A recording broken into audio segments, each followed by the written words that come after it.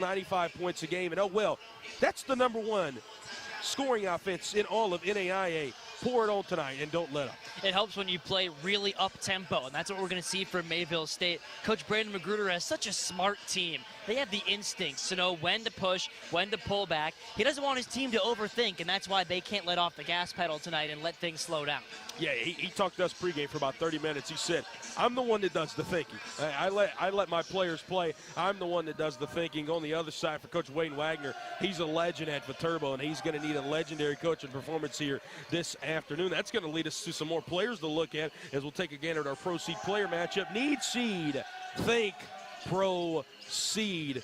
And this is what is described as by Coach Brandon Magruder as the two best players in the North Star Conference. We've got Jack Monis. He's the defending player of the year here in the North Star, averaging 17 and 6 this season. And on the other side, a young man who's the defending North Star player of the week, Thomas Gieske, averaging just a hair under 16 and almost 7 boards a game. I mean, Jake, we talk about these player matchups all the time in our Pro-Seed player matchup, but this might be one of the more heralded ones we've had all year. Well, they both shoot the ball very well, but they're not just finesse players. They're gritty. They get after it on the boards. They get after it defensively, and they're sort of the heart and soul of each of these two teams. How they play on both ends will ultimately go further than anything else, I think, in determining the outcome, which is really fun to watch. And Jack Monis and Thomas Gieske, fourth-year players, but that doesn't mean they're done after this year, both coming back next season to play for their respective schools. So North Star, watch out. You still got one more year of these young men. That's your Pro-Seed player matchup. One more player we'll highlight in our Pride and Joy Senior Spotlight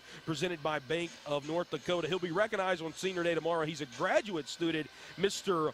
Winder Joseph. Winder, perhaps his biggest contribution this season has been his 1.7 steals per game. He averages 7 points a game as well. And as a graduate student, he has stepped up in a very big way as a leader here on this squad. You know, with everything the Mayville State Comets have been through this year, a few coaching changes, it's so important to have that veteran player-led group, and Winder Joseph has done a long way in only his first couple of months in the program to immediately step into that role. He's really important for this group. College Save provides an easy and effective way to save for your child's future college expenses. The earlier you start, the better, but it is never too late to start saving. Go to collegesaveforyou.com to learn more about College Save for your pride and joy. College Save also doing something else right now, as you can register to win one of 4 $529 College Save scholarships. Beck and College Save have partnered together for the championship scholarship giveaway. Register now through March the 10th of 2023, as winners will be chosen during the week of March the 13th. You can get the URL. You can get to it by scanning that QR code or going to collegesaveforyou.com/basketball. Again, that's the championship scholarship giveaway by Beck and College Save. Well, the Comets and the V-Hawks, they're getting ready. On the other side of the break, we'll have the starting five for both sides and tip-off here in the Lee Fieldhouse on Beck. This game on the Beck Sports Network is presented by the following: Farmers Union Insurance, Dakota Community Bank and Trust, Val Bank, BASF, we create chemistry, Securian Financial Advisors of North Dakota, Giving Hearts Day, and these premier sponsors. NISC's culture is great in many different aspects. I like that we all have a sense of wanting to help each other out. NISC actually means what we say. We've got our shared values, our principles of personal development, from integrity to all relationships. We stand by those. There's an encouraging and friendly atmosphere here that it's just kind of fun to be around. Howdy folks, it's the Caroline Cafe. I reckon it's time you're due for a hearty meal. So saddle up for the day with one of our hay-bossing breakfast homemade soups. Fill your grill at our salad bar, sink your teeth into our famous Caroline burger and barbecue ribs. Top it off with spoon-rattling pie with a calm roll that's sure to put a smile on even the toughest outlaws. Shake the dirt off the boots each night and warm up with the gang. Tell them about it, Stacy. I can't wait to see you at the county line. At the heart of every small town are the people that live there and the businesses that serve them. From sporting events to 4-H, Lions clubs to hospital foundations, Bassett Motors has worked for the past 23 years to make sure the heart of its area small towns continues to be the people. With over 15 employees, Bassett Motors prides itself on small-town service with personal attention. Bassett Motors, where our customers send their friends. Ag producers, North Dakota's electric cooperatives remind you to watch for electric hazards. When operating large equipment, your local electric cooperative recommends using a spotter and maintaining distance of 10 feet from power lines in all directions at all times. And always consider down lines energized. Your local electric cooperative's priority is safety, the safety of their employees and you, their members. Stay safe, stay watchful. This message is brought to you by North Dakota's electric cooperatives. Stay informed on what your elected representatives are doing in Bismarck. The local subdivisions generally find a way to backfill the buy-down. That's the issue. And get involved, make a difference. Because the people who are elected are the ones who make those decisions on how the spending goes. Get the information straight from them with me, Gary Emmett, weekdays at 8:30 p.m. and Sundays at 9 p.m. Central Time on Beck TV and online anytime at beck.news. Hi, everybody. I'm Doug Billings, host of The Right Side with Doug Billings, where we take great joy every day in entering into your lives at key moments to make differences for the better. That's how we fulfill the meaning of life, folks. I have the high-profile guests that you want to hear from The Right Side. I also have truth, honesty, morality, God. We have it all on our side. We also take a lot of joy in pointing out the intellectual immaturity of liberals everywhere. Sundays at 10 p.m. Central Time on Beck TV. Ladies of Another View in a hometown near you, where we visit the small towns around North Dakota. The quilt shop was going to be closing, and I asked if they would be willing to sell. 13 years ago, we started Quilt Essential. Highlighting the jewels of the prairie while sharing untold and forgotten stories. The first original treaty, we were one tribe between us and the system of Wampanoag, broken down into two, and then they placed us here. Wednesdays at 4:30 Central on Beck and Beck.news. Now you can have the personalized forecast at your fingertips when you need it. Beck's exclusive Weather Insight is information tailored to you. Radar, weather alerts, forecasts, and videos. Download the free Weather on Beck News app. Search your app store now. This is the Farmers Union Insurance pregame show. For all of your insurance needs, contact your local Farmers Union Insurance agent or go to fumic.com.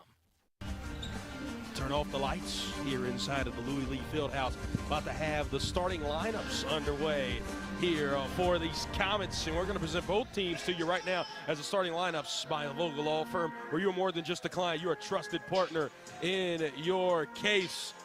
And Jake, you told me, as you can see here behind you, this environment here inside the Louis Lee Fieldhouse, it'll give you chills, because this is what college basketball is all about.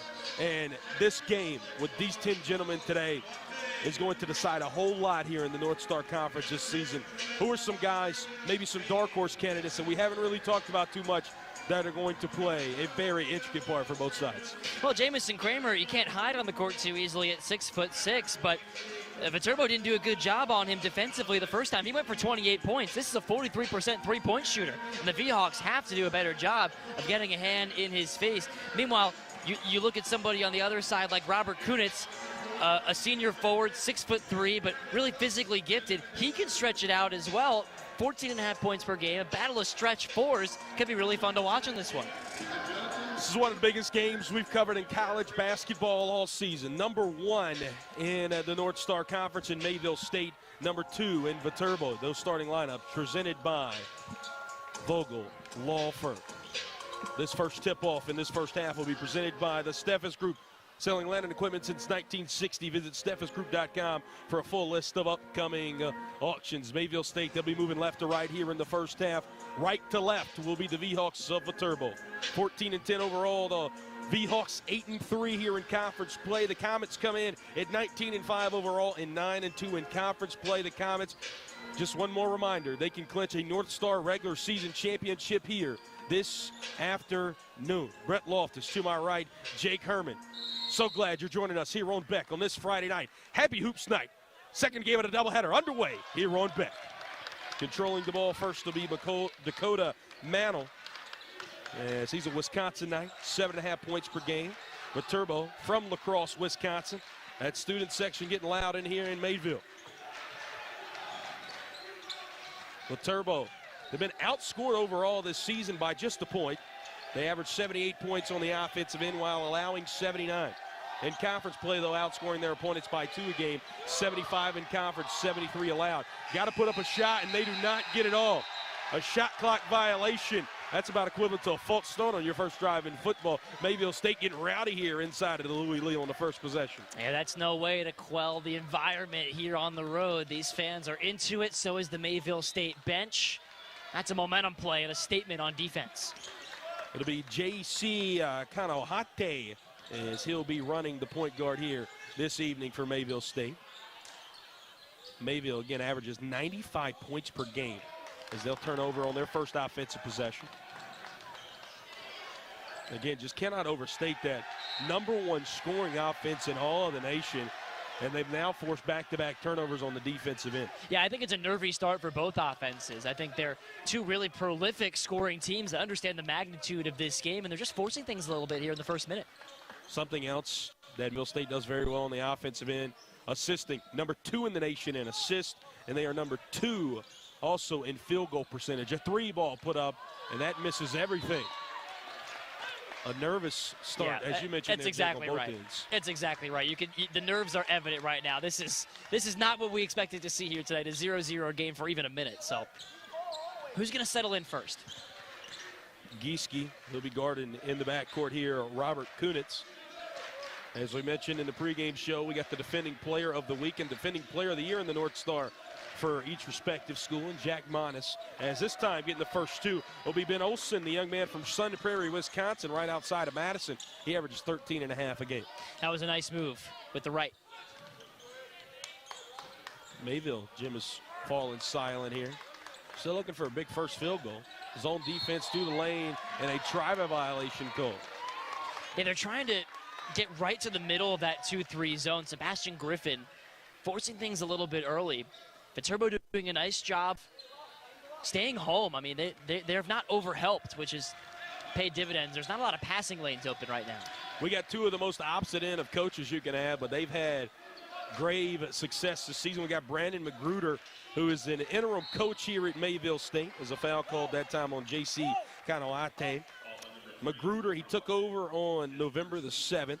It was about 15 days there for this program after the resignation of Darren T. It was about 15 days there that this team didn't really know what direction they were going. A winning culture here at Mayville State, but they didn't know what head coach they were going to have. Brandon Magruder comes in. He was at Central Arizona, JUCO, and he was an assistant coach there. Has come in, and, well, ever since, he's made a great bid to be the full-time coach here as a travel violation called in the painted area, and that's one of the many things he has instilled is that defense. Yeah, right now you're seeing early in this game what Coach Magruder is most proud of from working with this group this season. He's helped revamp their defense, going away from zone, more man-to-man, learning how to help, and it's helped this team as a whole, I think, play a lot more together. This one from deep, no good. On the other side, Wayne Wagner, the head coach of Viterbo, 24th season here as the head coach. He played at Viterbo from 87 to 92. He's still the 6th all-time leading scorer in the history of the program. Was inducted into the Hall of Fame as a player of Viterbo in 1999. He was an All-American his senior year, his 5th year at Viterbo. He actually played pro ball in Australia. I mean, he is a gentleman that is a legend at Viterbo, both as a player and now as a coach in his 24th season. What's the hallmark of a veteran coach, right? You get the most out of your players when it matters the most. I mean, this Viterbo team, as a lot of people would expect, is starting to play their best basketball of the year. A statement in their last game, a win over VCSU, 94 points, the most they've scored all year. It's like those veteran coaches this time of year, they find a way to put the pieces in the right spots. 2 missed free throws that time from Ben Olson, because he's made the lone field goal of the contest thus far. It's a very rare game. Mayville State, they've almost gone 3 minutes scoreless. Give it to Gieske, and he'll give you a bucket. Cannot get the first, but he'll get the second with the putback. Young man averages a hair under 16 a game, and a player that Coach Magruder says he's got a good chance to win Player of the Year here in the North Star Conference if we can win this game tonight. He can take over for stretches at a time, and he's relentless on the glass. You talked about the rebounding before the game. Viterbo again getting defended well in the painted area. A drive from 7. That one hits the top of the backboard. Nothing called. Both teams trying to find an offensive rhythm. As this time a takeaway, and then a whistle and a foul. How good has this V-Hawks defense been early in this game, Brett? In that 2-3, recovering in transition, staying in front of their man. The only points for Mayville State coming off that offensive rebound. That last foul called on Tane Mitchell, the sophomore from Adelaide, Australia. Now we're seeing some full court pressure now. Trap defense. However, Viterbo gets it across, and they're going to rise up but miss the dunk. A few laughs from the student section. That could have been a big momentum play here early. Going to work in the post. The baby hook no good that time from Jamison Kramer. And I get it there from Colin Adams, the freshman. You want to bring the roof down. You want to make a big play. But right now he's just pressing a little bit. Missed the dunk, and I think it carried over a little bit into that frustration foul. Yeah, Colin Adams, as you mentioned now, frustration foul. And now at the table, we're going to see one of 4 captains that's going to check into the ball game, Trent Blackshire. This young man, talk about bunnies, he can jump out of the gym. And when we talk about these 4 captains, Winder Joseph, you saw on the pregame show, Sebastian Griffin, Blackshire, and Thomas Gieske, those 4 gentlemen have been described by Coach Magruder as his unity council. He says they have been the guys that have really entrusted the trust in Coach Magruder and have allowed him to coach this team since he took over on November the 7th. Yeah, their buy-in has helped everybody else buy in. It's been huge, and you can see the results for this team. Nice find. Kind of hot take, gets the dime there to Mr. Blackshire. Second field goal of the ball game, and now a 4-2 lead here for Mayville State. Baseline drive and through some contact that time. Ben Olsen, he's got all 4 points here for the V-Hawks. Well, both teams off to cold shooting starts, right? So it's a matter of settling in, adapting, and trying to find an easy look any way you can. Nobody's made a shot yet from outside the paint in this scene. And we haven't seen too many threes taken. None for the V-Hawks and only 2 for Mayville State. Good perimeter defense from both sides. Gieske going to work. A lot of contact as he got that one off the rim. I think that's a good no call. Good defense that time by Kunitz. 5 minutes in, Jake, and we only got 8 combined points. I don't think we had that being on our bingo card at home. And another turnover. Those have been key. 4th turnover for Viterbo, and for Mayville, they've gotten 3. So almost as many turnovers as we have points here in the first 5 minutes. Yeah, not what you'd expect from 2 pretty experienced teams in this spot, especially for the Comets. It's only a matter of time before they start to get into a rhythm. A tray, and it's good. The young man loves to shoot it from out there, Sebastian Griffin. And we just used the word rhythm. That was an in-rhythm possession, really, for the first time all day for Mayville State. Catch and shoot, real smooth. A turnover. Blackshire in transition. Lost his dribble. He'll rise up. What a move in the air, and a nifty one at that from Mr. Trent Blackshire. Back down quickly we go. This one in the air, and finding it will be the Comets. A good dump off that time. Got to reset from 7. No good. Gieske fighting on the boards, and he'll get it. Ripped away, and after playing pinball with it, the Comets come up with 2, courtesy of Jamison Kramer. Yeah, Viterbo here, slow it down. Grind this thing out. Mayville State is so good when things get frenetic. You don't want to play that style of game here on the road, or things can get away from you quickly. For the Comets, Mr. Herman, they're on a 9-0 right now. And for the #1 offense in the country, you definitely don't want to allow that if you're the V-Hawks. In rhythm from the corner. No good. And a little bit too much contact on the rebound. That 3 missed there by Winder Joseph. And then we're going to see officially who the foul is called. I think they're going to get Sebastian Griffin, and they do. Much better for Mayville State, though, on this possession, right? You get the in-rhythm 3, just like you said. And as you're about to mention, 2nd foul already for Griffin, so he's going to have to take a seat. And a second look at that one on the All True Health Systems replay. And how much does that second foul play into effect there, Jake? Well, you lose the man who's hit the only 3-point shot in this ball game, and Griffin, who seemed like he was just starting to find a rhythm. And you lose somebody that's been orchestrating your offense up top. Back out to what looks to be almost a box-and-1 look. Viterbo a 3, and it's good. 3-0 look like Stephen Curry. No, that's Cole Krubel from Bloomington, Wisconsin. Shoots 39% from downtown. Kramer, big body down there in the paint, and he tells Viterbo they're too small as he adds 2 more.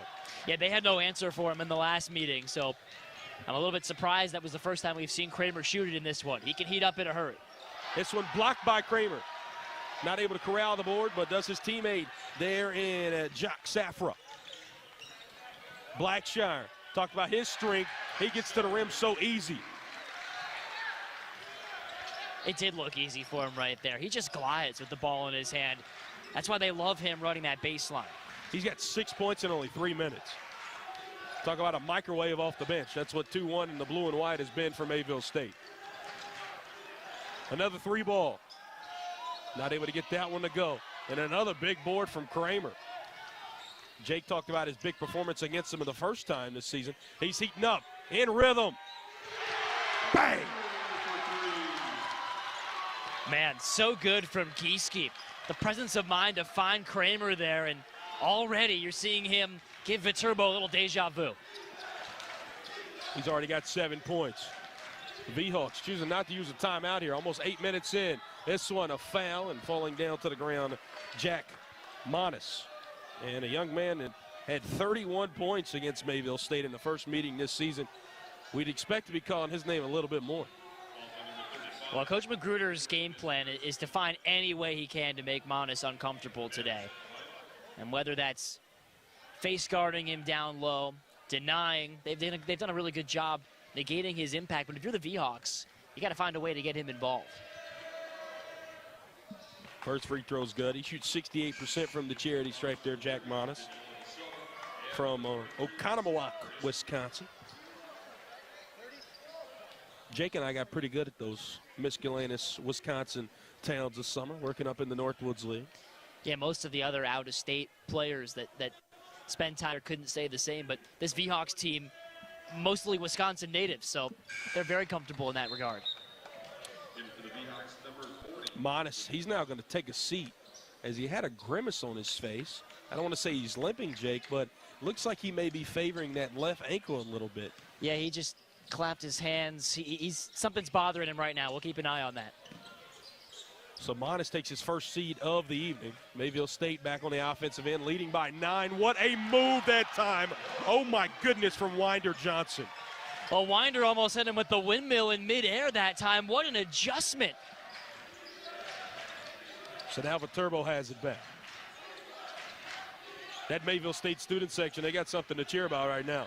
Trying to be the 6th man down here as they're right in the V-Hawks' faces. From 18, no good that time. Mid-range shot put up by Keegan Severn, and then a foul call. We're going to get Luke Spink from Moisany. As now 2 on and 2 off. Let's take another gander at this one. All Trail Systems replay. That is one of the best plays we've seen all year. Reminds me of hole in the wall, acrobatic, the way he was able to scoot both legs out. I think he was looking for contact that didn't come, and he was still able to hang in the air and finish. Mayville State trying to settle back in. Blackshire, he's been hot. He's going to take a 3, and it's good. Blackshire, he becomes the first Comet in double figures here. The first player, I should say, as they're going to count that only as a 2. So he's now at 9 points. I think Mayville State has settled in. 3 turnovers in the first 2 minutes, none since. They're really starting to turn the screw now. This is the biggest game in the North Star regular season. Number 1 versus number 2. A pull up from 12.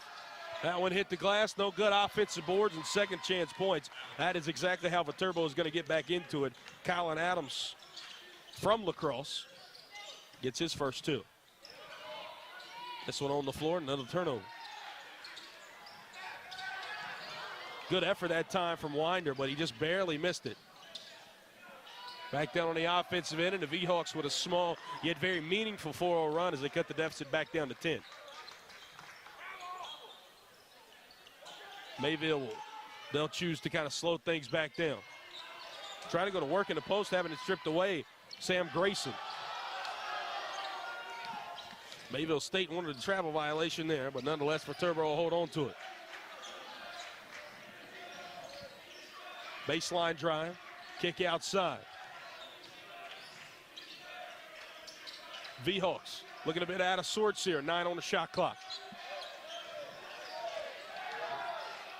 Yeah, not very good spacing on this possession. They score anyway. How about that with the putback from Keegan Severn? And Coach Magruder chooses to use the timeout. A 6-0 run and the Commons needed, even though they're up by 8 here on Beck.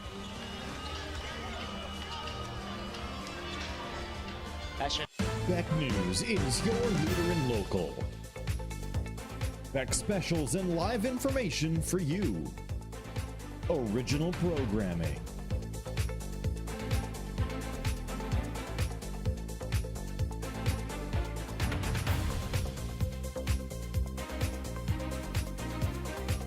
Exclusive local sports.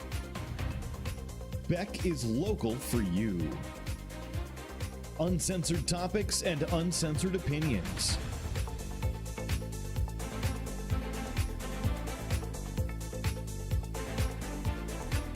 Unapologetic politics, where all sides are represented. Full episodes online anytime at beck.news. All in one network. Your leader in local, Beck News. That student section, I tell you what, they have been very, very loud thus far here inside of the Louis Lee Fieldhouse as the Comets lead by 8. As I want to remind you that you can save up to 10% when you go to SturtStopper.com. We know those rising heat costs have you down, but you can seal gaps up to 3 inches of snow and wind from a grade to your garage and home, and up to 40% you can save in heating costs. Beck viewers, again, you can save 10% if you order right now by using promo code BECK10 for 10% off at SturtStopper.com. Sturt happens, stop it at SturtStopper.com. Viterbo, they've been able to stop these Mayville State Comets over the past 2 minutes of playing time as they're on a 6-0 run.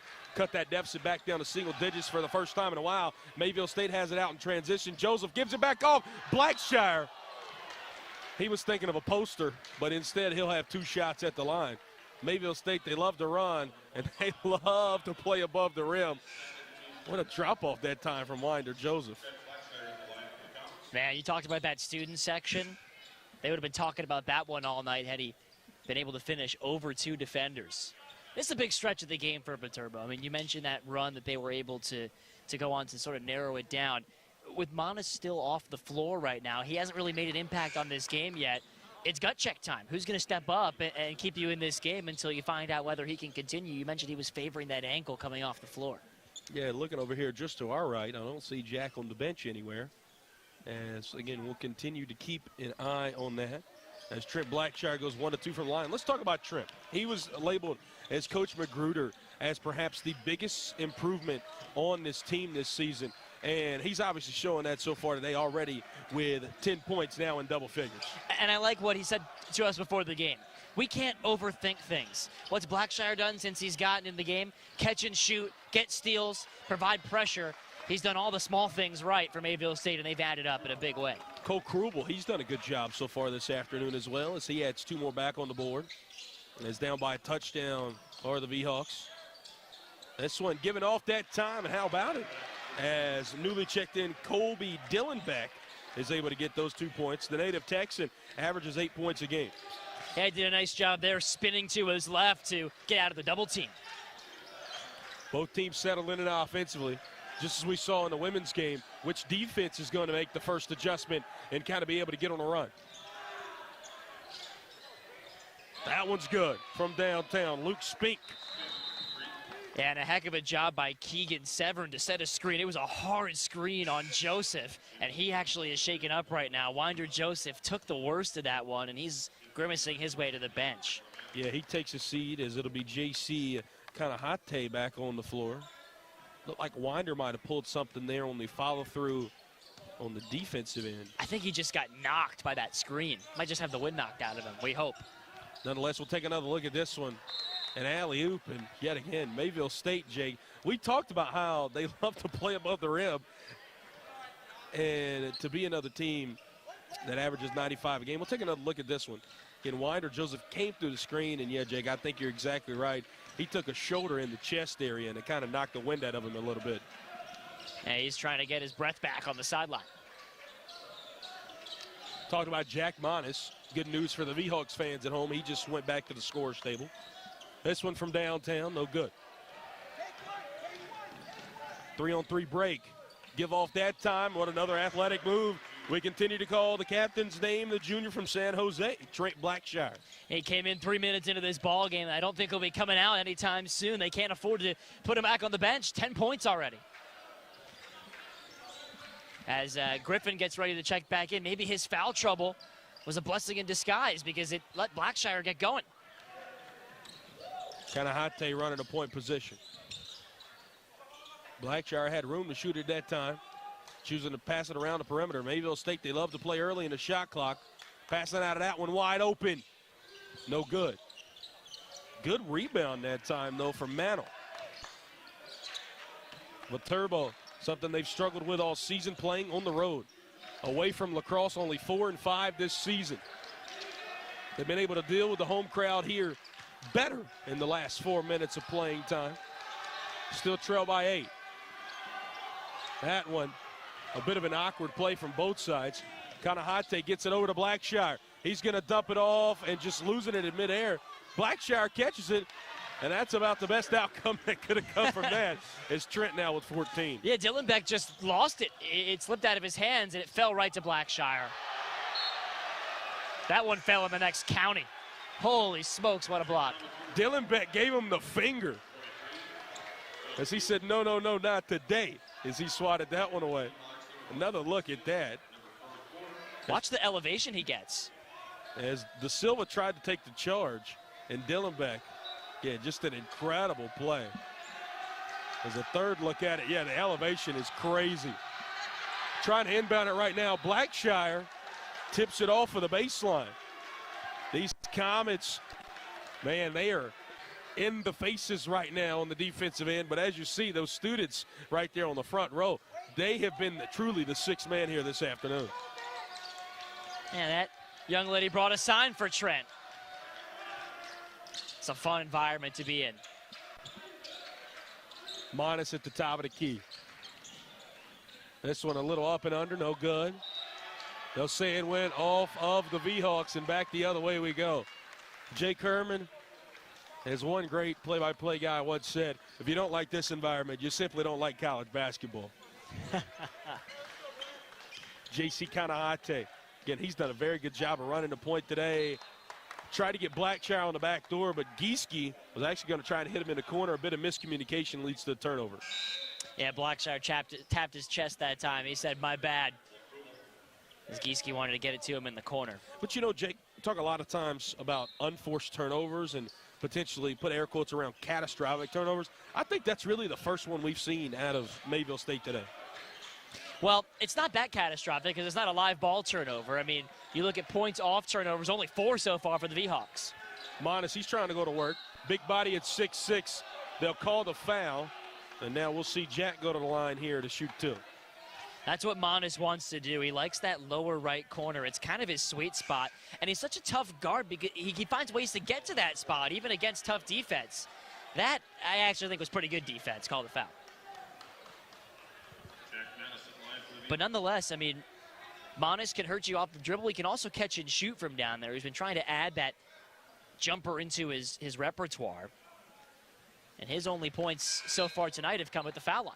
I would definitely say he's added it. It's just the fact of adding that three-point jumper. He will not shoot it from outside of the arc.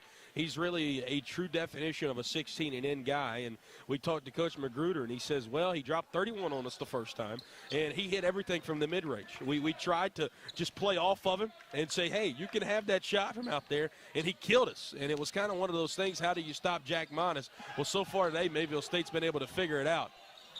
And Monis doing a good job on defense that time, absorbing the big contact from Dylan Beck. Monis works at the top of the key. Now he'll have it. Usually money from right there, just short arms it. As he fell down to the ground, offensive board. And now too much contact. And Tane Mitchell, that'll warrant a foul call. Yeah, 4th offensive rebound already for the V-Hawks. They move the ball well afterwards. It's that feed right there by Kunitz that sets this up. And those fans know you can't leave your feet early. Kunitz, first free throw, no good.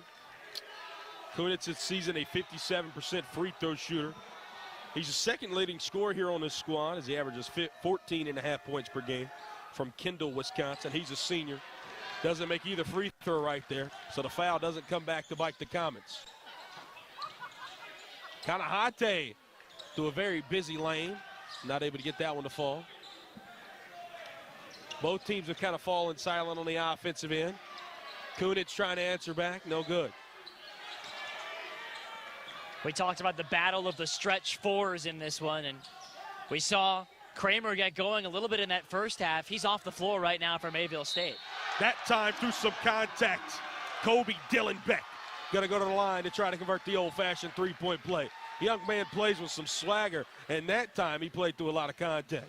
And watch what he does with his off arm here.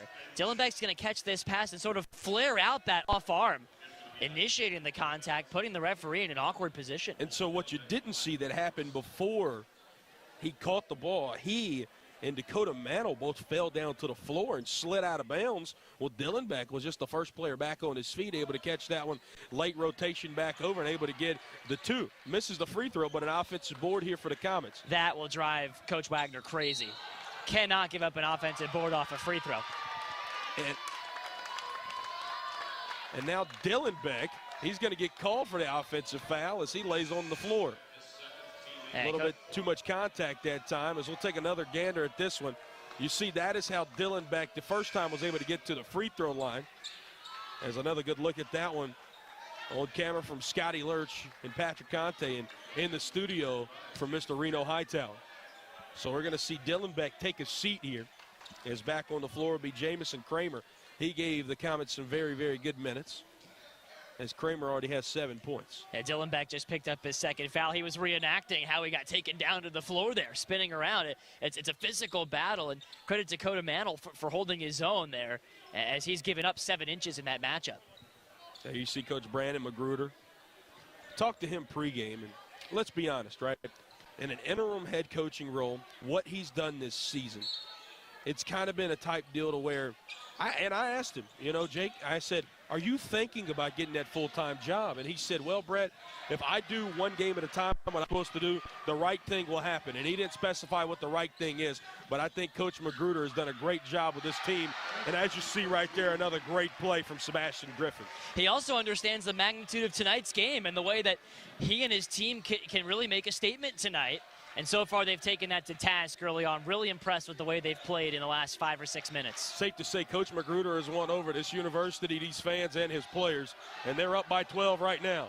Monis passes it to a wide-open teammate in the corner, and that's money.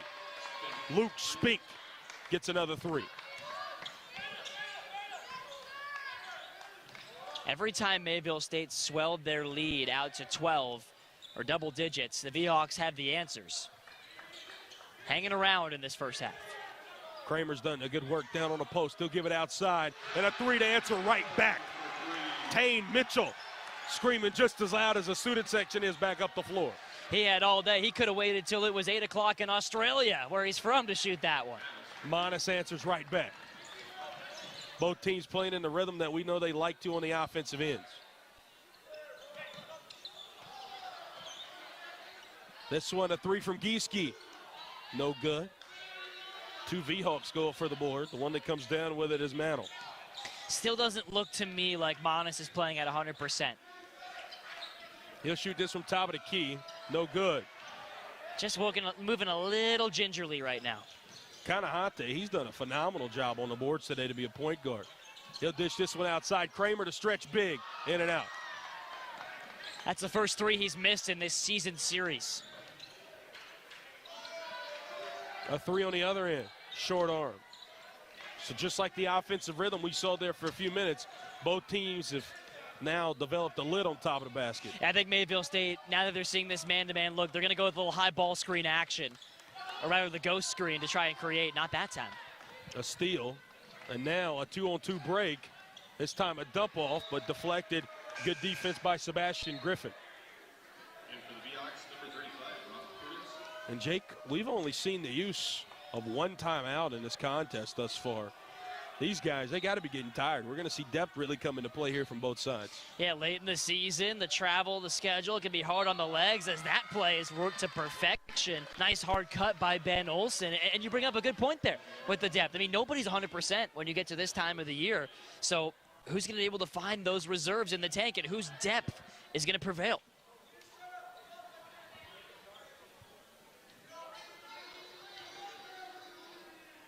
The student section and the women's teams, they're sharing a few comments as the Viterbo women played the Mayville State women before this game.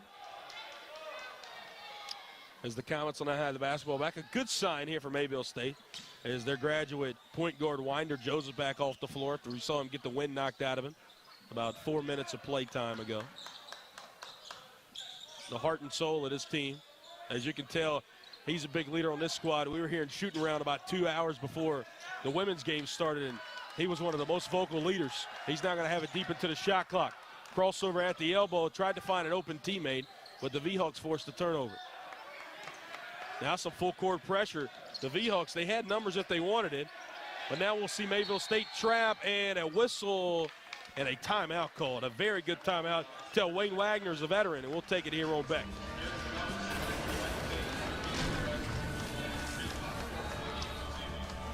This game on the Beck Sports Network is presented by the following: Farmers Union Insurance, Dakota Community Bank and Trust,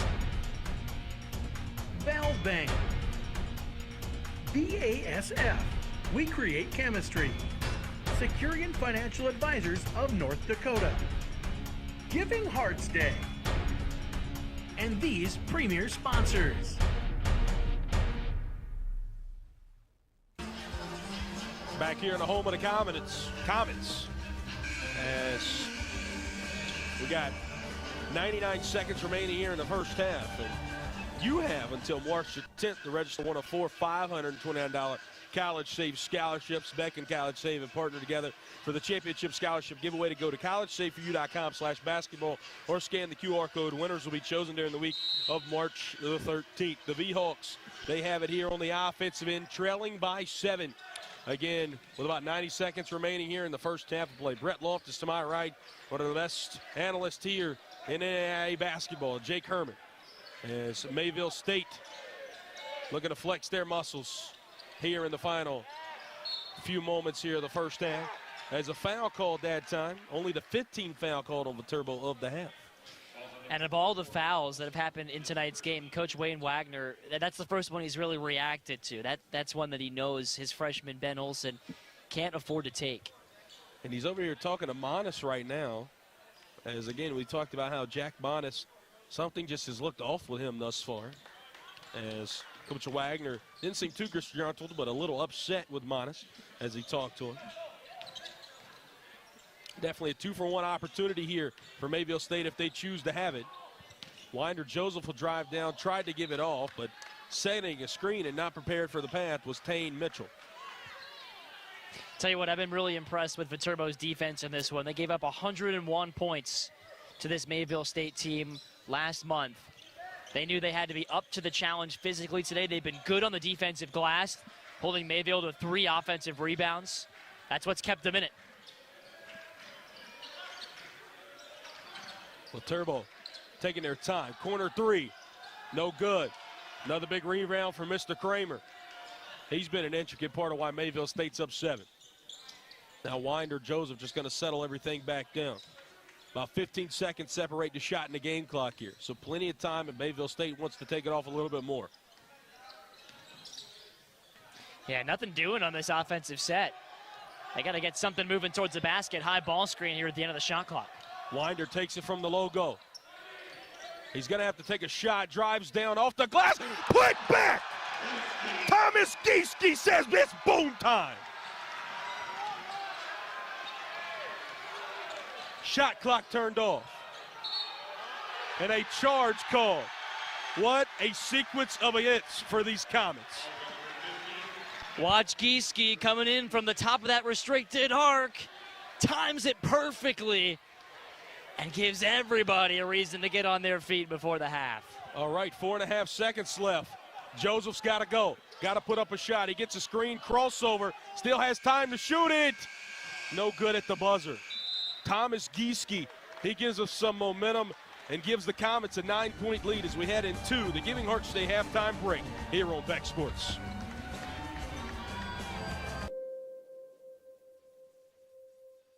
Bismarck Central, 4800. 4800, go ahead. Requesting social services on-call team. Stand by. 4800 social services requesting additional information. You can advise social services that we have an 18-month-old female who was in a residence with a mother, now being transported to medical care for overdose.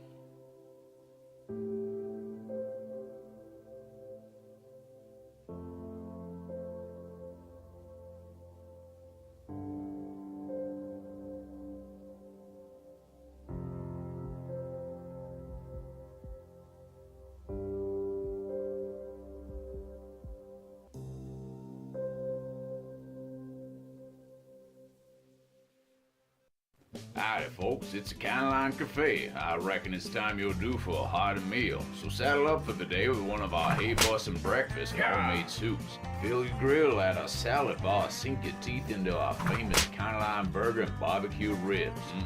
Top it off with spoon-rattling pie with a calm roll that's sure to put a smile on even the toughest outlaws. Shake the dirt off the boots each night and warm up with the game. Tell them about it, Stacy. I can't wait to see you at the county line. NISC's culture is great in many different aspects. I like that we all have a sense of wanting to help each other out. NISC actually means what we say. We've got our shared values, our principles of personal development from integrity to all relationships. We stand by those. There's an encouraging and friendly atmosphere here that it's just kind of fun to be around. At the heart of every small town are the people that live there and the businesses that serve them. From sporting events to 4-H, Lions clubs to hospital foundations, Bassett Motors has worked for the past 23 years to make sure the heart of its area small towns continues to be the people. With over 15 employees, Bassett Motors prides itself on small town service with personal attention. Bassett Motors, where our customers send their friends. Beck Sports is your leader in local. More excitement, more games, more connections. It's North Dakota Live Sports. Excitement from the front row of every sport. Live for you on TV or online at Beck.tv. High school, collegiate, and beyond. Every sport. The full schedule's online at Beck.tv. Your leader in sports. Beck Sports.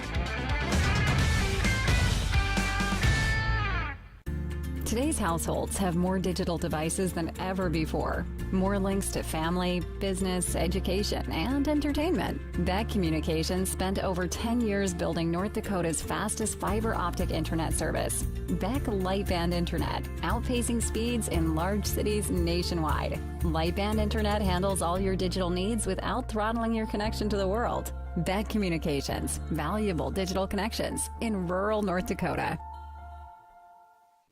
Staying connected is more important than ever, and we're proud to have connected you when it mattered most. Whether it was working remotely at your new home office or providing cutting-edge security and connectivity solutions, or connecting you to your customers in new ways. More than ever, your local co-op is here for you. Choose local, choose Beck Connect.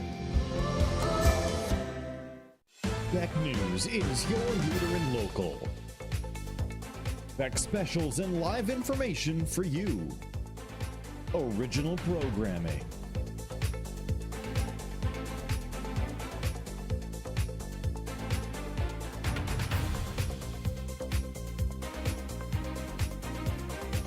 Exclusive local sports. Beck is local for you. Uncensored topics and uncensored opinions.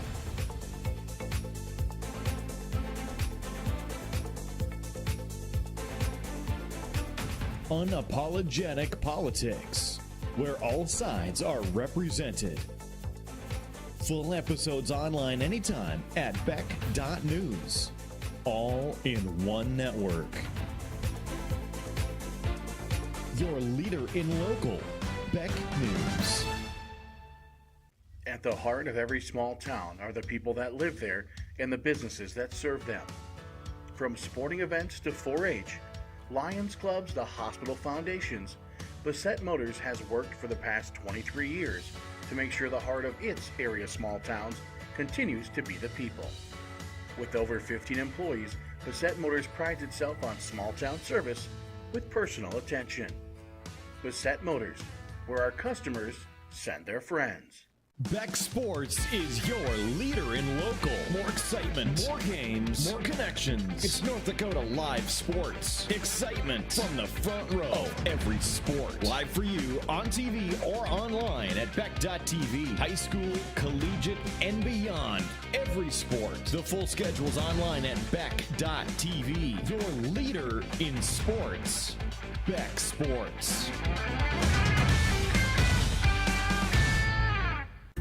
Today's households have more digital devices than ever before. More links to family, business, education, and entertainment. Beck Communications spent over 10 years building North Dakota's fastest fiber optic internet service. Beck Lightband Internet, outpacing speeds in large cities nationwide. Lightband Internet handles all your digital needs without throttling your connection to the world. Beck Communications, valuable digital connections in rural North Dakota. Staying connected is more important than ever, and we're proud to have connected you when it mattered most. Whether it was working remotely at your new home office or providing cutting-edge security and connectivity solutions, or connecting you to your customers in new ways. More than ever, your local co-op is here for you. Choose local, choose Beck Connect. It's time for the Giving Hearts Day Halftime Report. Did you know that Giving Hearts Day is more than just dollars? It's also a place to check out hundreds of volunteer opportunities. Visit givingheartsday.org/volunteer to see if your favorite local charity could use a helping hand. Welcome into the Giving Hearts Day Halftime Report. Just as a reminder before we get into these highlights, $26.1 million donated on Giving Hearts Day yesterday. Here at the halftime here in the Louis Lee Fieldhouse, 39-30, the Comets of Mayville State lead. The V-Hawks of Viterbo, and Jake there for a few moments. Looked like it was going to get out of hand. Viterbo, though, still able to stay, I want to say, relatively on pace with Mayville. Yeah, it felt like a few different games there in that first half. At first, both teams were sort of on edge, and then when Mayville State found the rhythm, it looked like they had a chance to really seize control. But give Viterbo credit, they hung around, and Mayville State landed the final haymaker of the half, which we'll see coming up with that Gieske dunk. How huge was Blackshear for them in this first half? Trent Blackshear came off the bench early because of the foul trouble for Griffin. He's got 14 points right now, an unbelievable half for him offensively. You saw Winder Joseph getting on the act as well. It's been a fun game to watch, but I think it's in no way, shape, or form over at this point. Only a 9-point game at the half. V-Hawks have shown the capability to shoot their way back into it, and we'll see if they're able to when push comes to shove. Yeah, I think another big contributor today has been Jamison Kramer and Cody Dillenbeck. Those two have been phenomenal. There's that dunk. That's the highlight of the game.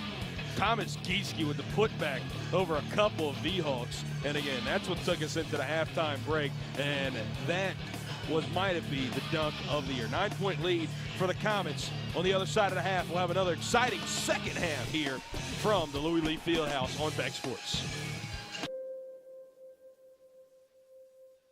Bismarck Central, 4800. 4800, go ahead. Requesting social services on-call team. Stand by. 4800 social services requesting additional information. You can advise social services that we have an 18-month-old female who was in a residence with a mother, now being transported to medical care for overdose.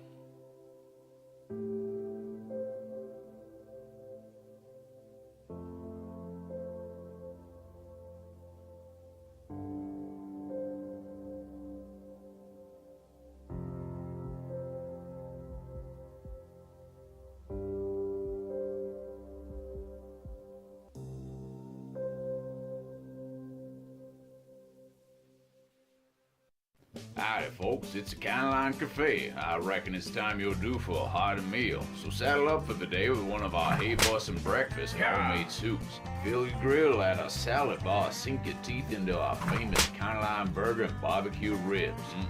Top it off with spoon-rattling pie with a combo roll that's sure to put a smile on even the toughest outlaws. Shake the dirt off the boots each night and warm up with the gang. Tell them about it, Stacy. I can't wait to see you at the county line. NISC's culture is great in many different aspects.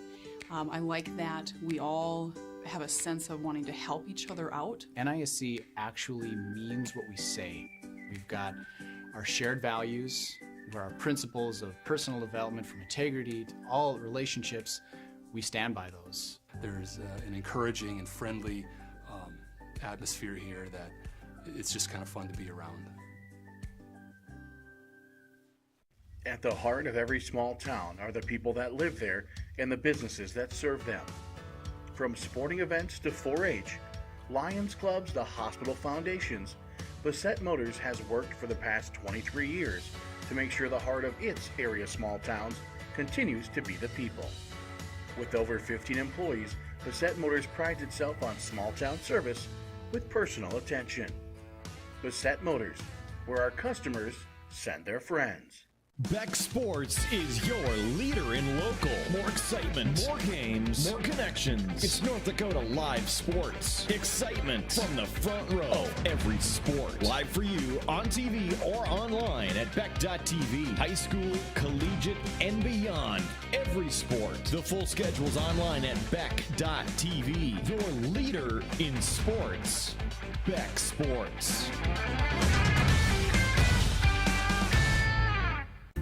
Today's households have more digital devices than ever before. More links to family, business, education, and entertainment. Beck Communications spent over 10 years building North Dakota's fastest fiber optic internet service. Beck Lightband Internet, outpacing speeds in large cities nationwide. Lightband Internet handles all your digital needs without throttling your connection to the world. Beck Communications, valuable digital connections in rural North Dakota. Staying connected is more important than ever, and we're proud to have connected you when it mattered most. Whether it was working remotely at your new home office or providing cutting-edge security and connectivity solutions, or connecting you to your customers in new ways. More than ever, your local co-op is here for you. Choose local, choose Beck Connect. Beck News is your leader in local. Beck specials and live information for you. Original programming.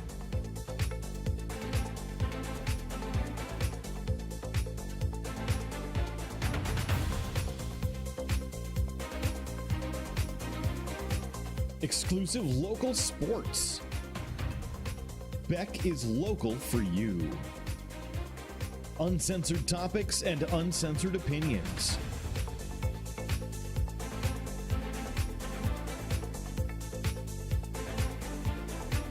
Unapologetic politics, where all sides are represented. Full episodes online anytime at Beck.news. All in one network. Your leader in local, Beck News. At the heart of every small town are the people that live there and the businesses that serve them. From sporting events to 4-H, Lions clubs to hospital foundations, Bassett Motors has worked for the past 23 years to make sure the heart of its area small towns continues to be the people. With over 15 employees, Bassett Motors prides itself on small town service with personal attention. Bassett Motors, where our customers send their friends. It's time for the Giving Hearts Day Halftime Report. Did you know that Giving Hearts Day is more than just dollars? It's also a place to check out hundreds of volunteer opportunities. Visit givingheartsday.org/volunteer to see if your favorite local charity could use a helping hand. Back here on Beck Sports, about to begin the second half of play. Brett Loftus to my right, Jake Herman as the Mayville State Comets lead by 9 over the Viterbo The Hawks, the second half is brought to you by the Steffens Group, selling land and equipment since 1960. Visit steffensgroup.com for a full list of upcoming auctions. One half away are the Comets of Mayville State from clinching a North Star regular season title. And it's going to be led by the interim head coach, Brandon Magruder. Can they hold on for 20 more minutes? They're moving right left on your screen as the V-Hawks will be moving left to right. A three to start us off, and it's good. The young man from Adelaide, Australia, Sebastian Griffin from downtown. Yeah, bringing a little thunder from down under. Had one tray in the first half. Had those 2 early fouls. Sometimes it's tough to get your rhythm when you have to sit early with foul trouble. Griffin unfazed. Jack Monis, he's the defending conference player of the year. A 3-time All-North Star Conference honoree. He's also an honorable mention All-American from a couple years ago. He's been very, very quiet thus far, as Jack only has 6 points. A 3 to answer it right back, and they do. That time from Viterbo's Ben Olsen. Good patient offense. Sometimes when you get to the end of the shot clock, your instinct is to force one up. V-Hawks did a good job not settling, making the extra pass. Mayville State, again, they average 95 points a game. Obviously not on pace to get there today, but a hot second half could lead to it. Another 3, no good. Trying to match shot for shot. Comets are usually going to win that battle. The V-Hawks, though, as we mentioned, a good offense in their own right, as they average 77 points per game. Mayville State, they've switched to a man-to-man defense. This one rolls all around and no good. The Comets, well, they're going to like the V-Hawks.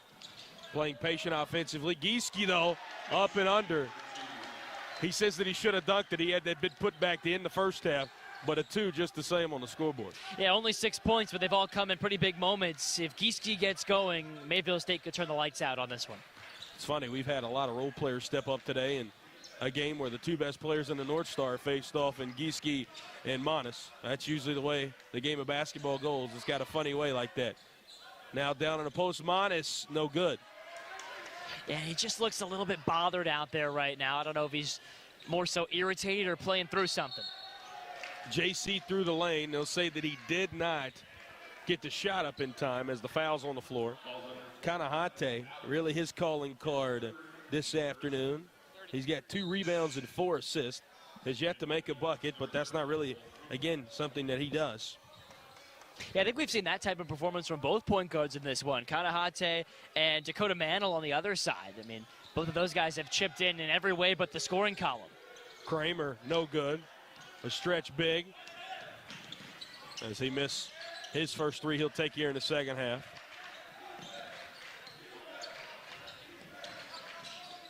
Viterbo, again, they're trying to rook it around the perimeter and drive baseline.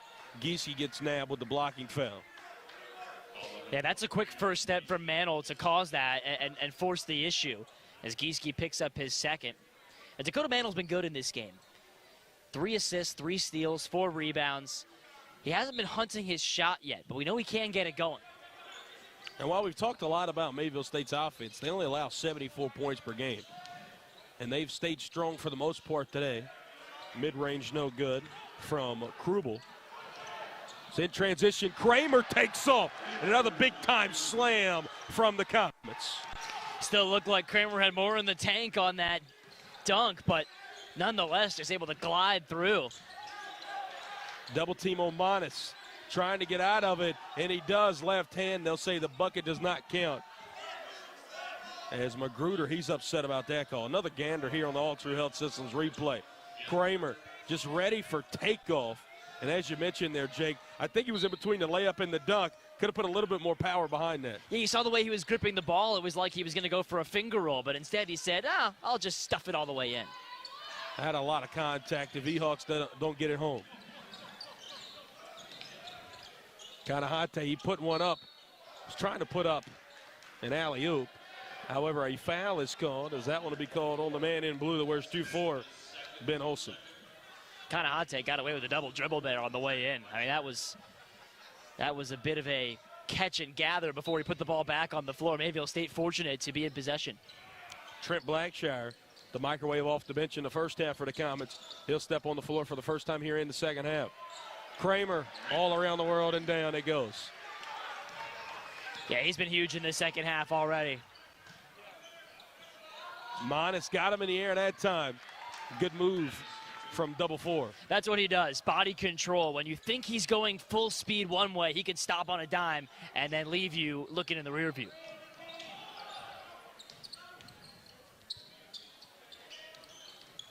This one a drive.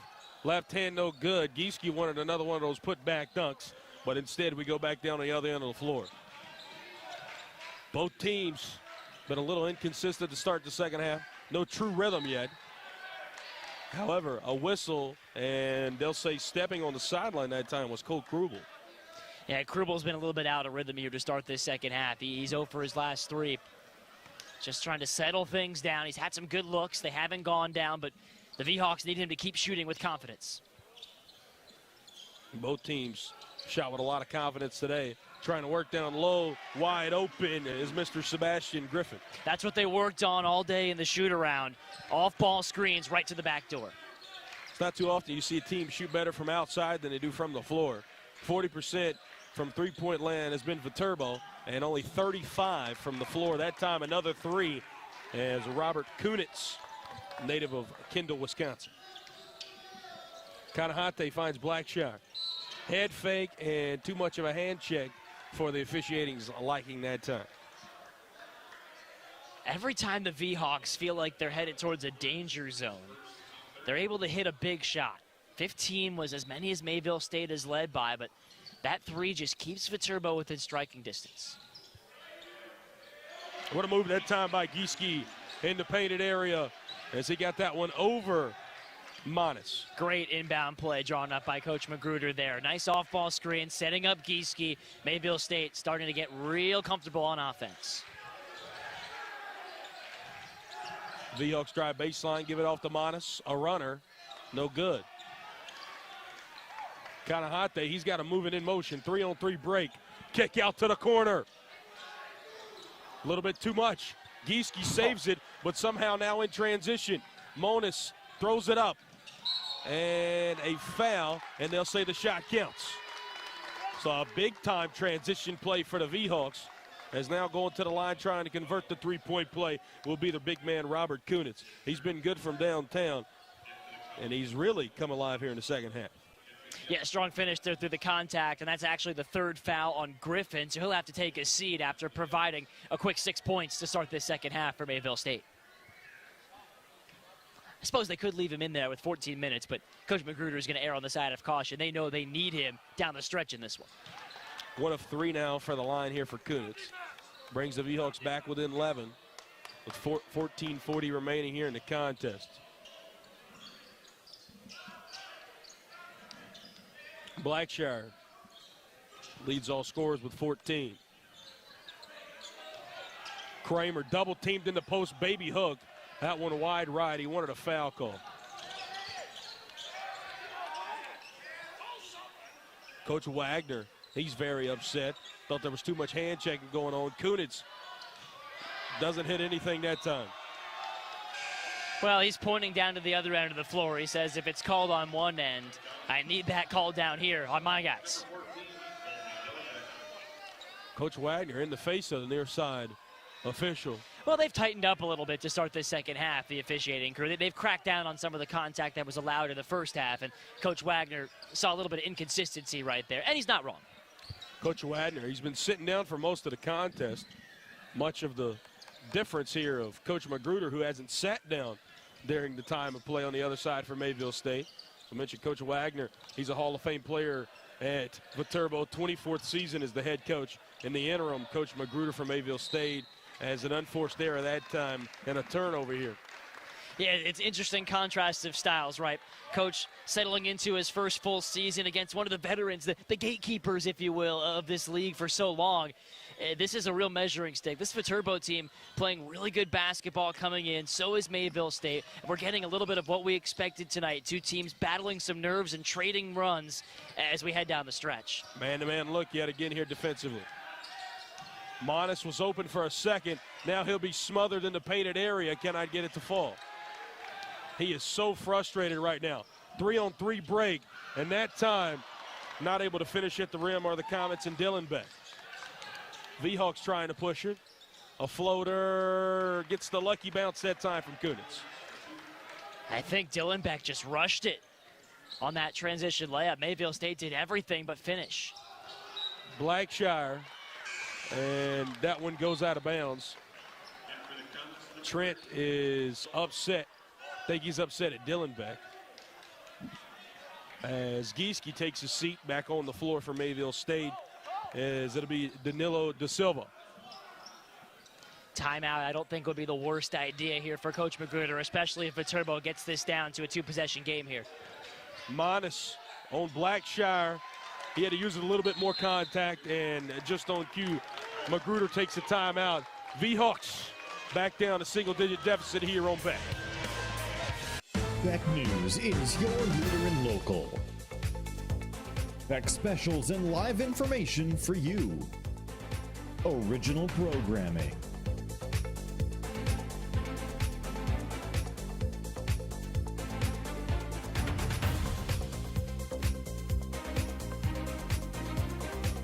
Exclusive local sports. Beck is local for you. Uncensored topics and uncensored opinions.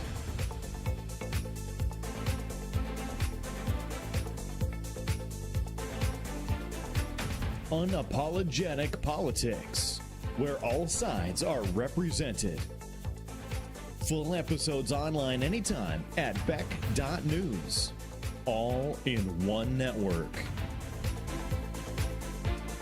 Your leader in local, Beck News. These two teams with a combined 5 conference losses this season. Somebody's going to suffer one here in about another 12:51, and it's going to be a detrimental one. The 2 conference losses this season for Mayville State came against VCSU and Dickinson State, 2 very opposite games.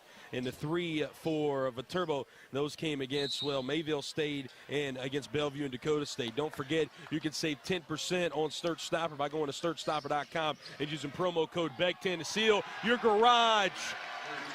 As that time, a big-time dunk from Colby Dylan Beck. Yeah, Dylan Beck, there's nobody that felt worse going into that last timeout than him. He missed a layup, which could have put Mayville State up by 11. Instead, Viterbo cut it to 7. What does he do? He comes out and redeems himself with a dunk. Mr. Monis, he's coming alive. As usually big players do here in big games. Back to those conference losses before Mr. Dylan Beck rudely interrupted. We had 3 losses again for the V-Hawks, as the V-Hawks was that one and one. That time courtesy of Jock Safra. Getting the 3 conference losses. Bellevue back on January 27th, 73-57. Dakota State, their latest conference loss, came on January the 28th. As again, a young man we haven't called the name a lot of today, and Mr. Jock Safra.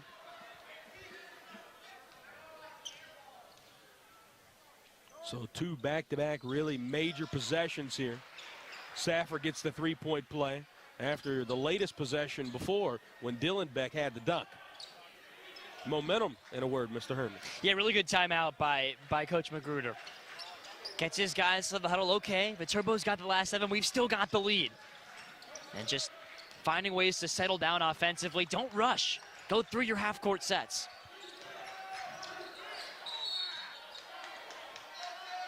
A whistle, and the foul will be called on Mayville State and Danilo Da Silva.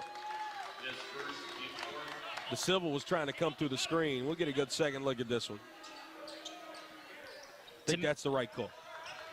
Yeah, to me, it looks like he's the one getting in the way defensively. A block was the call. I think he initiated that contact.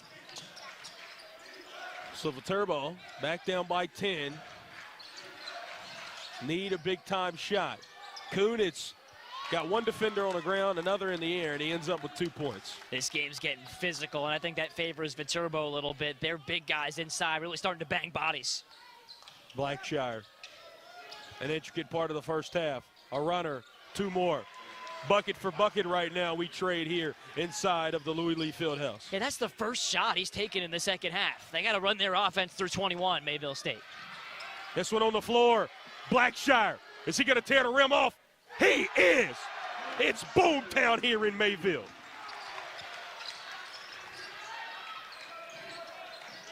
Viterbo, after that big-time dunk, they need a shot. They'll find it open in the corner. No good. And Dylan Beck ends up getting almost ripped to the floor that time by Kunitz. And after that dunk, that just seems like so much momentum. Take another look at Blackshire. Young man says it's time for takeoff. He had time for 1 check, 2 checks, 3 checks in the mirror. He said left side view, right side view, rear view. Okay, there's nobody behind me. I'm going to take off. He also took a look at Bellevue, in which Mayville State swept this season. Up by 12. Largest lead the Comets have had in the last 6 minutes of game action. Blackshire, he's hot right now. He thought about shooting a 3 even though it's contested. This one an easy one down low. He's putting on the binoculars, running back down the court, finding things. I'll tell you what a job by this team. It would have been easy at that last timeout to get frustrated, to get down on each other. Instead, they're smiling, playing much looser. This is good basketball for Mayville State. They're being very active on the hands, too. That one goes off the right thigh of Luke Spink. And, oh, man, it's getting loud right now. And the noise started with Mayville State's players. They're talking now defensively. They're fired up. A lot more energy than they had a few minutes ago. Tried to give that one off to Dylan Beck. Comets just have to reconvene. Now he'll have it. Working on Monis. Monis, good defensive stand. They'll try to find him in transition. This one poked away, but a foul is called as they're going to get to Silva.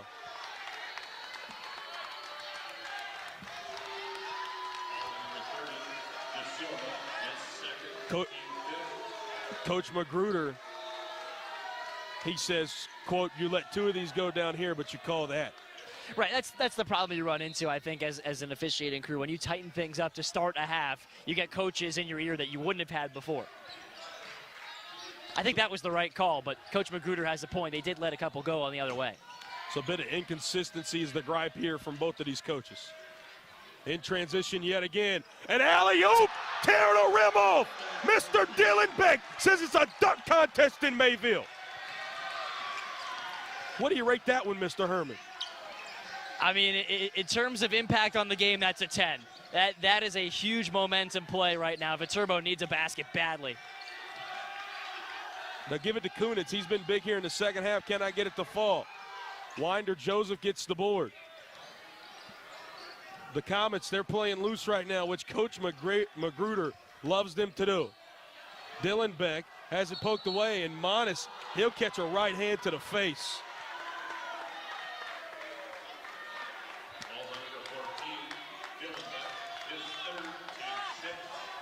I mean, Mayville State just started to have some more fun, right? We get a little tension here between Coach Magruder and the referees on the far side. He didn't like that last call, but how poised has this team been in this game? They brought out their best basketball at the time where they could have easily folded, with Viterbo coming back with the momentum. Even though they feel like some calls are going against them here, it hasn't slowed them down. And a steal off the inbound. He's had a big half. It's 2-4 in the white and blue in Jock Safra. He's had 7 points, all of those here in the second half. Coach Magruder, he said moments before that bucket, we'll get it back. And, well, they sure did. Now up by 18, their largest lead here in the second half and of the contest. Kunitz, tough defense played against him, and a charging foul called. Winder Joseph has done a good job all afternoon long, but a technical foul is called, and it looks like they teed up a Comet. Yeah, there was actually something that happened after this play. Keep your eye on 35, Kunitz, as he's on the ground. The technical comes into play right here. Just that little half nudge of the knee by Blackshire was subtle, but was intentional in my view. Blackshire, he seems to be a bit disgruntled also with the V-Hawks. Says they were using a bit of foul language.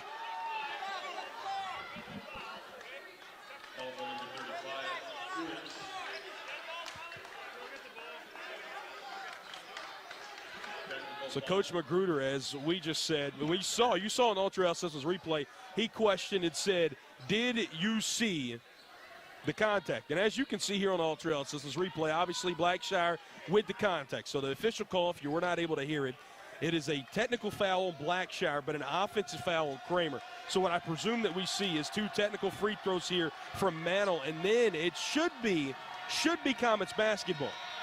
I think so, yes. Mantle, the first, no good. And just as they said on many pickup courts across the great United States, Mr. Herman, ball indeed does not lie. Second one is good. So after the technical, going to see who has possession. It will be Viterbo basketball. So yeah, my apologies there. I had that backwards. They're saying that the dead ball foul occurred after the offensive foul, so therefore the possession is awarded to the V-Hawks. Yeah, that's why they specified dead ball technical foul. So perhaps big momentum here for the V-Hawks. Kunitz drove inside, now kick. Tension's running high here in the Louis Lee Fieldhouse. We're happy you're spending your Friday night here with us on Beck Sports. A drive from 12. That one's good. He had a big first half. Cole Krubel, he comes alive here in the second. Okay, remember that possession, because it would have been an empty possession for the V-Hawks, but because of the technical foul, they get 3 points out of that trip. A kick outside. Gieske had a long 3 opportunity. He'll instead choose the drive, a whistle, and it looks like we're going to get a defensive foul. No, offensive. A charging foul. Well, has this game gotten physical or what? I mean, both of these teams are feeling the moment a little bit. It took them a while to settle in, right? We talked about the nerves early. Those nerves are gone. This has turned into a absolute battle physically for every loose ball. Jake, my question to you, I think, is a lot of the questions that the fans have at home. How do the refs keep such physicality under control? It's not easy. That's why we're here and they're on the floor. This one a drive. And another charging foul called back on the other end. This time they're going to get Dakota Mantle.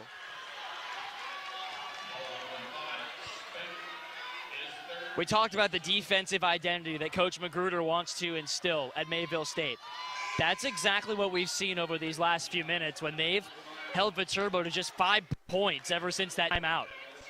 Man-to-man pressure. They were called for a few fouls, but they said, you know what, we'll take those. That's part of the deal, because we're going to get up in your grill, and we're going to be confident that our best can guard your best. So Gieske, he'll give it over to left wing. Mayville State with a 3. Not no good. You can feel the momentum bubbling here for both sides. Kunitz, he'll take a top of the key 3. Just shorts arm that one. I don't think the V-Hawks can shoot their way back into it. They've got to keep getting inside. That was what worked for them. From the corner, in rhythm, no good. Ball bounced around, and it will be V-Hawks basketball. Yeah, matter of fact, Viterbo's just 1 for their last 6 from beyond the arc. That's not what got them into this position to have a chance. They've got to keep feeding it inside, but right now it's just too difficult for them to get into any rhythm because of this defense. And De Silva, credit him. I mean, since he's come into the game, he's been an absolute rock defensively. Both teams have moved into the bonus. So from now on, we'll at least have a 1-and-1 until the double bonus, if it should come along. Gieske trying to get the steal. He'll fall down to the floor. A foul. And again, we'll wait until they tell the scorer's table officially. As it will be, yes, on Viterbo. So they're going to get Colin Adams. So a 1-and-1 here for Gieske at the line.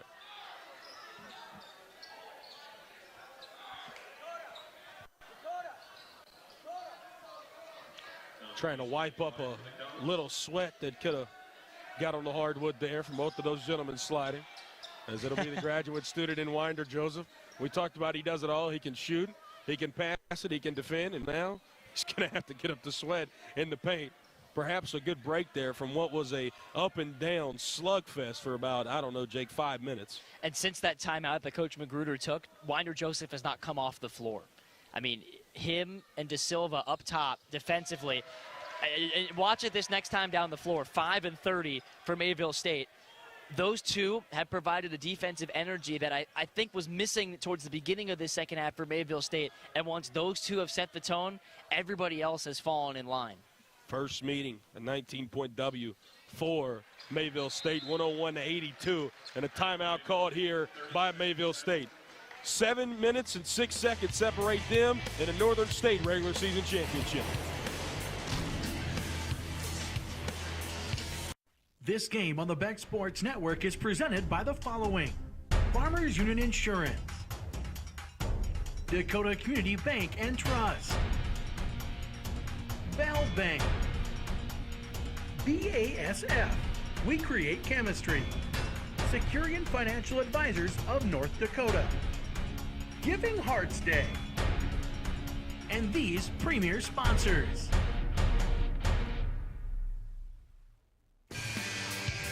Back here on Beck, I'd like to remind you tonight's game on Beck is presented by Mayville State, Farmers Union Insurance, Securing Financial Advisors of North Dakota, Bell Bank, and Giving Hearts Day. Yesterday, Giving Hearts Day, and if you didn't able to donate $26.1 million, you still want to find out what Giving Hearts Day is, go over to givingheartsday.org and prepare to donate next year.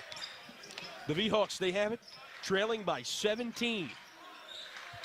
They're going to need a run of a century here, as that time Jock Safra nabbed with the foul.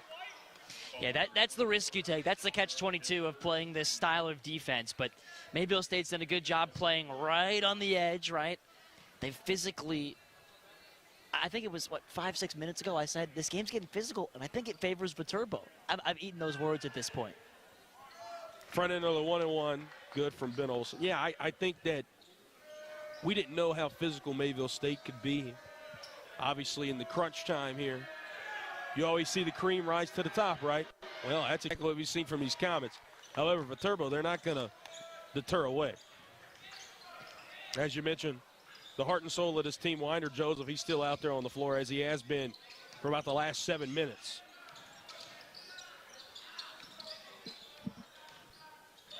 This one, a dribble drive to the bucket, but a traveling violation called.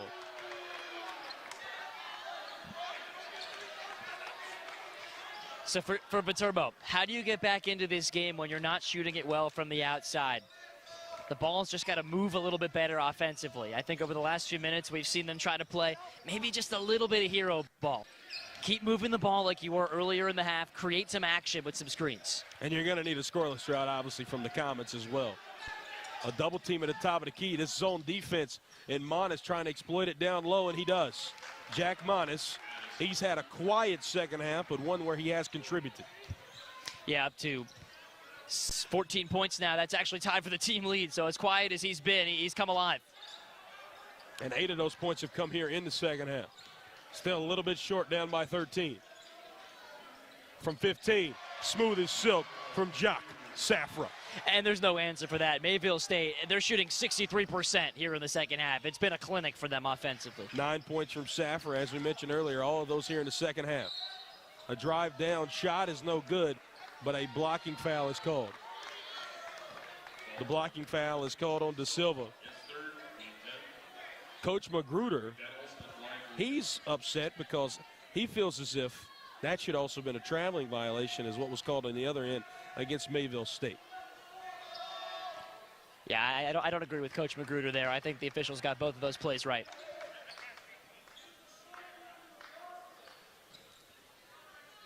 Interesting to see when you're so close to the floor, the sights and sounds from both of these incredible head coaches, respectively in the 24th season, like Coach Wagner of Viterbo and just an interim, but who we think here on Beck, Coach Magruder should be the full-time head coach. Yeah, and don't look now. We're back to a 13-point game. I mean, this was an 18-point game. I was a little surprised that Coach Wagner didn't burn through a few more of his timeouts, but he trusted his team to find a way to stem the tide, stay up, battle back. Now they've got 4 of those timeouts in their back pocket for the stretch run. Winder Joseph, front end of the 1-and-1. He's not going to get a second as he misses it. And the thing about all these fouls in this game, both teams are going to be in the double bonus from here on out. So free throw shooting is going to be a huge factor. Monis, he doesn't shoot threes, but he'll direct traffic at the top of the key as a point forward. This one, a drive down, a guard trying to get to the bucket, not able to do so. Numbers here, 4 on 2. An alley-oop, just not enough on that one from Safra. This one knocked off, not out of bounds, off of the Silva. So Viterbo has it going the other way. Jake, we talked about moments ago, we needed a scoreless drought from Mayville State in order for Viterbo to get back in it, and that's what's happened. Yeah, they've tightened up on the perimeter. Viterbo was giving Mayville State a little too much space from beyond the arc earlier today, but they've done a much better job getting out to close the shooters. So that's what's given them a chance to hang around. Every time we've tried to say Mayville State's pulling away, Viterbo's there to say not so fast. Some pseudo pressure that time is now back to man here for the Comets. Kunitz, it's good. Back to a 10-point deficit and a timeout by Coach Wagner. All right, the V-Hawks have come flying back in here in Mayville. This game on the Beck Sports Network is presented by the following: Farmers Union Insurance, Dakota Community Bank and Trust, Valve Bank, BASF, we create chemistry, Securian Financial Advisors of North Dakota, Giving Hearts Day, and these premier sponsors. Now you can have the personalized forecast at your fingertips when you need it. Beck's exclusive Weather Insight is information tailored to you. Radar, weather alerts, forecasts, and videos. Download the free Weather on Beck News app. Search your app store now. Comets basketball, and they're going to need a very, very good couple of possessions because these Viterbo V-Hawks, they've heated up. Final 5 minutes that could potentially decide the North Star regular season conference championship. And just as a reminder, again, Viterbo, they're second in the conference at 8-3 in conference play. 9-2 are the Mayville State Comets at, again, first in the conference. Deep into the shot clock, Joseph tried to kiss it off the glass, but instead got the back rim. V-Hawks switched into a man after that last timeout. So far, so good. A kick out, Kunitz, he's been hot. No good. A bit of miscommunication. Mayville State, they're just lucky they still had the basketball. Back out on the floor, the All-C native of Sebastian Griffin. He's had some three-pointers today that have really just set ablaze this offense at times. Bleeding the clock here have been the Comets. They're going to work with 10 left. Now 5 on the shot clock.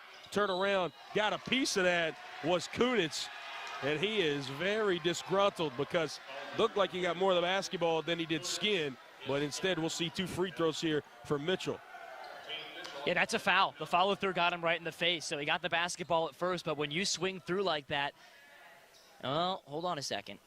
Looked like some space there between the hand and no, he's hitting him right. He's hitting him right there on the forearm. It wasn't his head. I misspoke, but good look again on our All True Health Systems replay.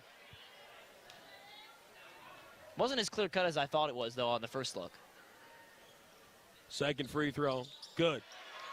Back to a 12-point lead here for the Comets. This is where teams are forged in the fire, trying to close out a victory at home. First game of the weekend for this men's team. We'll have a doubleheader at you tomorrow here on Beck, beginning at 3 p.m. when Mayville State plays host to Waldorf. From 17, no good. Joseph's been so good on those boards today as Magruder was yelling for a timeout, but a whistle down here on the baseline, and a foul is called. They got Monis on the foul. Another look here. Watch as Joseph gets to the floor first, and while he's on the deck, to me, that's a no call. To me, that's a no call. I think Coach Wagner is looking for an explanation. And what the near side ref just said to him right here in front of us, he says, I don't care what he touches. I don't care if it's with his head, with his arm. He said he came over the top and he hit him. Speaking of Monis over Joseph, and pretty clear-cut and dry explanation. Well, the good news for the V-Hawks, that's only Monis' first foul. But the bad news, every foul is going to send Mayville State to the line for 2 the rest of the way. As for both teams are now in the double bonus here in the final 3.5 minutes. Joseph misses the first.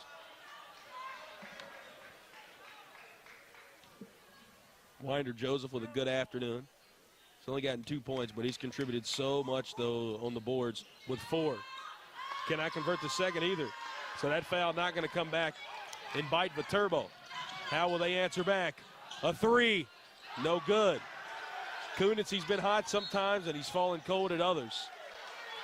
And Kunitz, he is falling more and more displeased with the ref.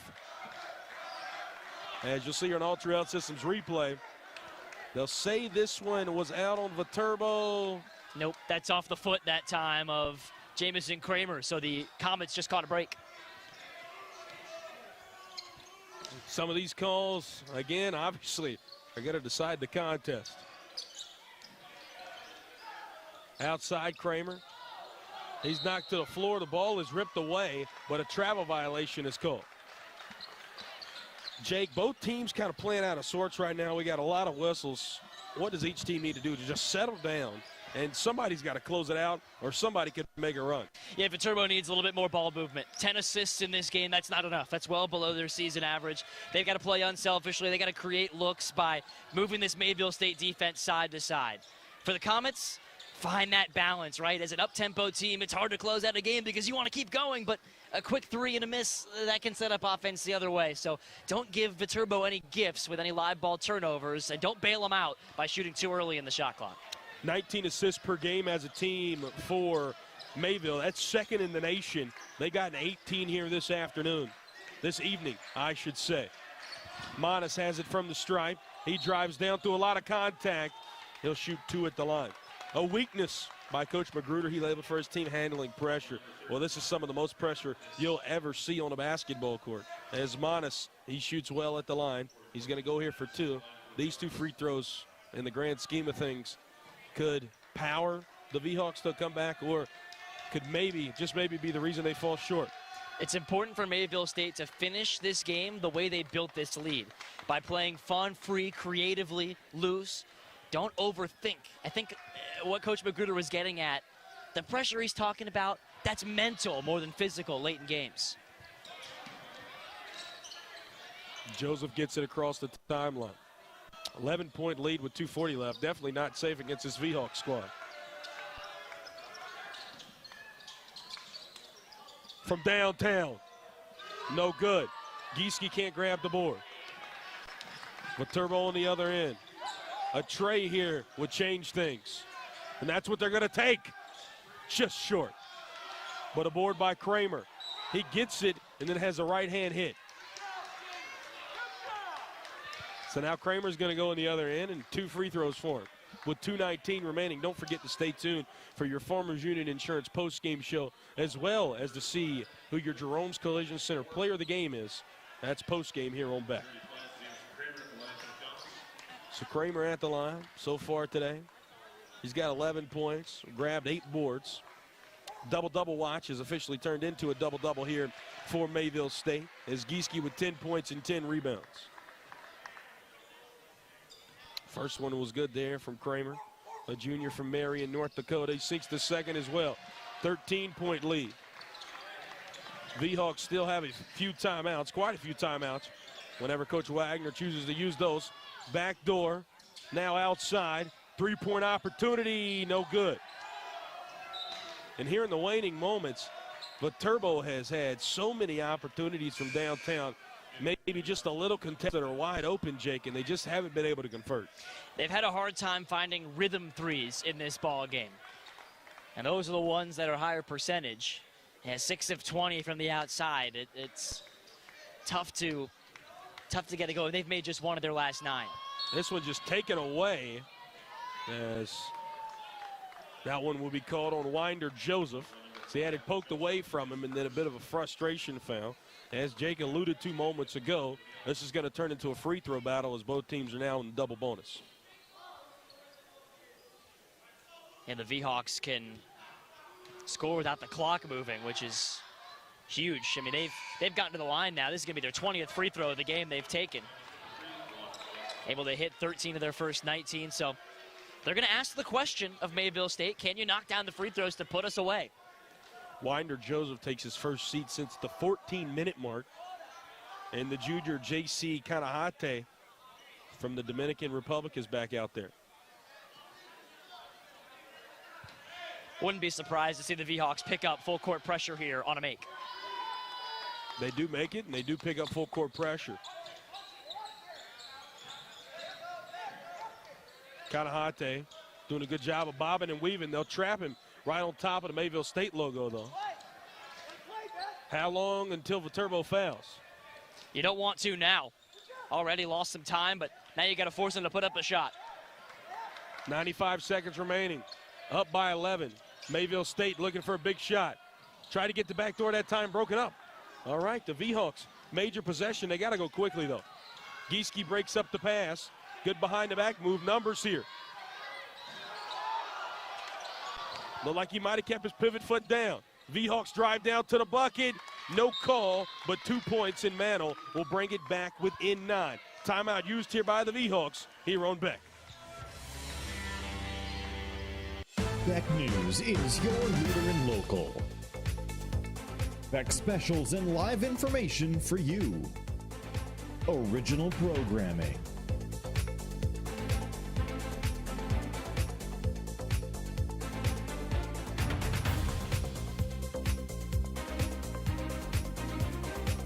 Exclusive local sports. Beck is local for you. Uncensored topics and uncensored opinions.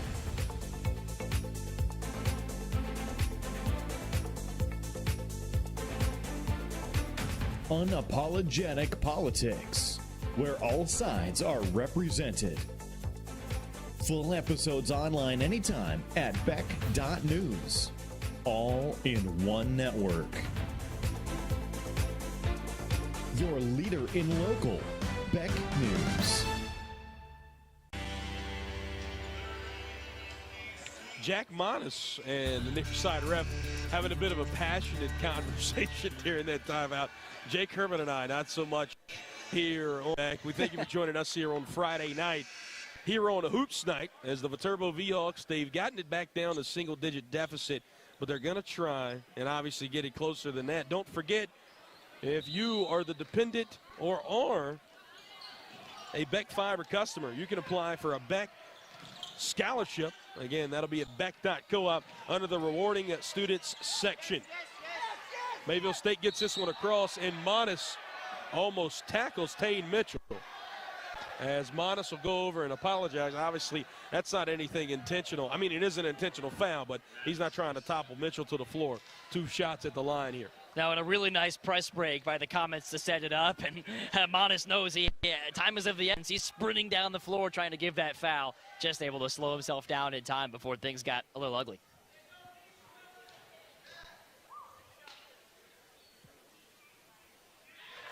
And a silent Jim. The first one is good from Tane Mitchell. Up by 10 with 62 seconds left. You would have to figure here, Jake, the game is over, right? Right? You'd have to think that. Unless Viterbo makes a 3 this trip down the floor. I would think so. Second free throw, no good, but an offensive board. Wow. Second time tonight that Mayville State's gotten an offensive board off a free throw. That might seal it. Kanahate, they're not going to foul him. 50 seconds on the Gamecock. They're going to have to put up a shot. Kanahate has it poked away.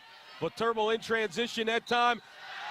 Kramer stuffed it, but they'll say too much body contact. Luke Spink to go to the line for 2. Spink does a good job here of using his body to seal that one off. I think that contact actually comes from the offense. I don't agree with that call.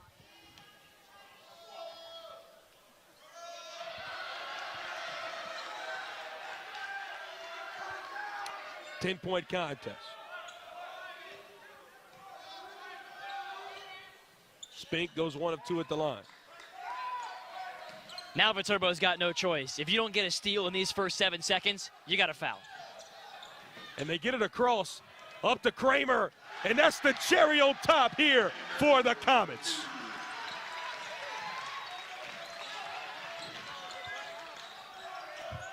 V-Hawks try to answer back with a long 2.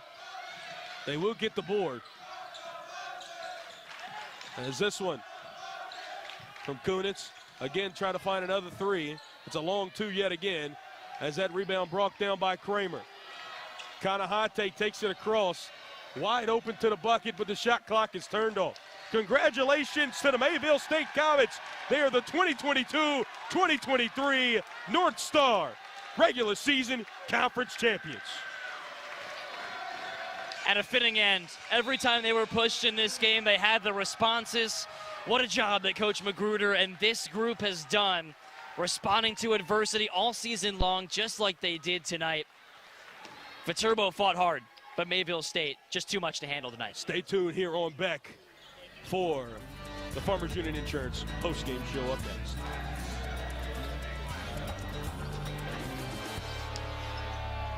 Beck News is your leader in local. Beck specials and live information for you. Original programming.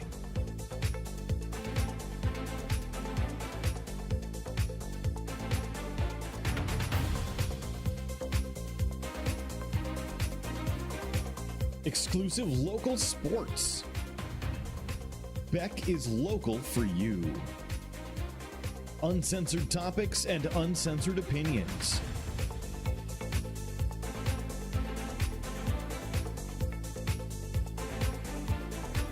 Unapologetic politics, where all sides are